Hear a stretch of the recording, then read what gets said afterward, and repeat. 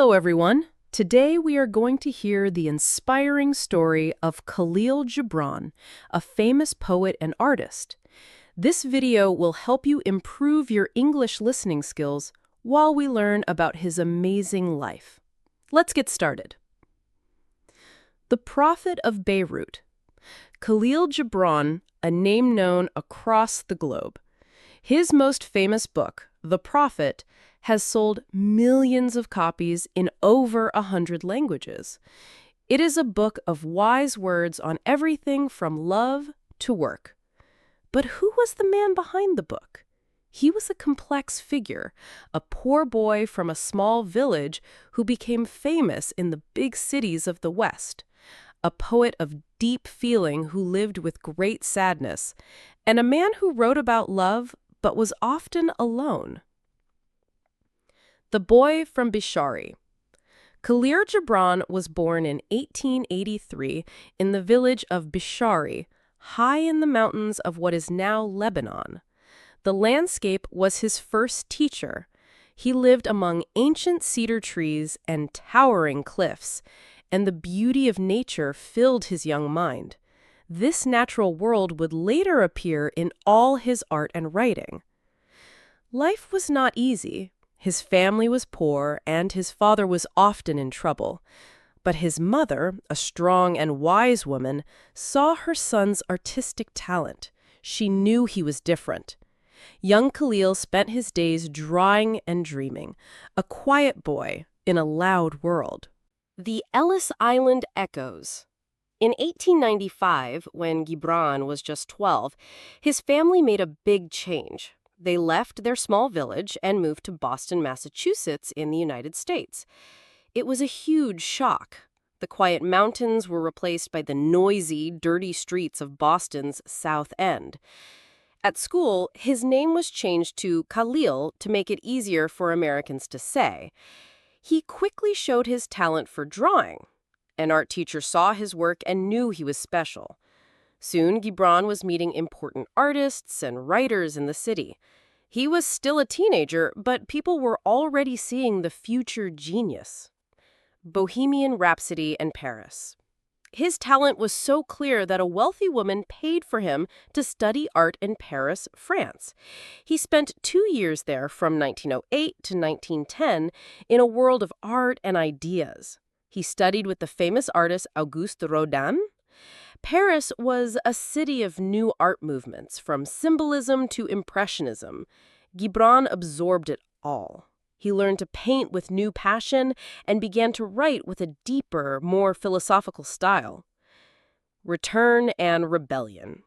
After Paris, Gibran moved to New York City. He became a central figure for Arab-American writers and thinkers. He wrote in both Arabic and English, and his work was often seen as rebellious. He wrote poems that questioned traditional ideas and sometimes criticized the church. He was a charismatic man, a man with many friends, and a man who was often in love. But for all his fame and friendships, he was also a lonely man. He often felt like he belonged to two worlds, the East and the West, but fully belonged to neither. The masterpiece, The Prophet. Jibran spent over a decade writing his most famous work, The Prophet. He saw it as his life's work. The book tells the story of a wise man, al-Mustafa, who is about to leave a city where he has lived for 12 years. Before he leaves, the people of the city ask him questions about life. The book is simple yet powerful. The Prophet gives answers about deep subjects in a way that is easy to understand. For example, when asked about children, he says, "Your children are not your children. They are the sons and daughters of life's longing for itself." And on the subject of work, he beautifully wrote, "Work is love made visible. And if you cannot work with love, but only with distaste, it is better that you should leave your work and sit at the gate of the temple and take alms of those who work with joy." When it was first published in 1923, it did not get much attention.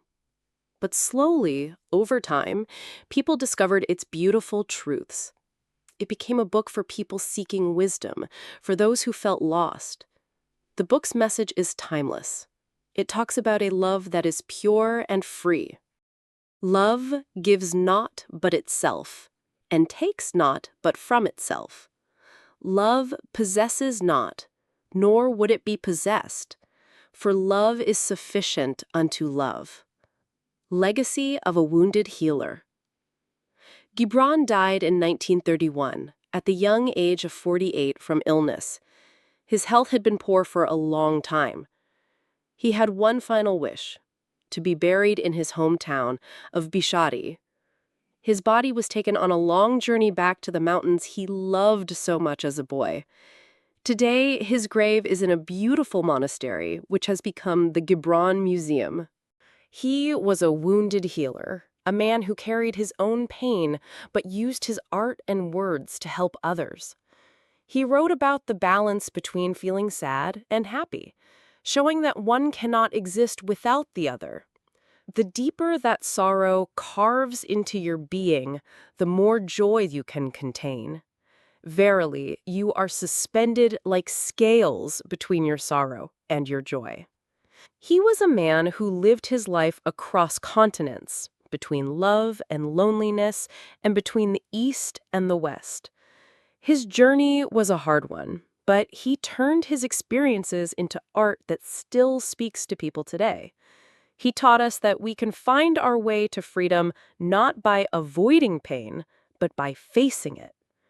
As Gibran himself wrote about the human spirit, "You shall be free indeed when your days are not without a care, nor your nights without a want and a grief, but rather when these things girdle your life, and yet you rise above them, naked and unbound."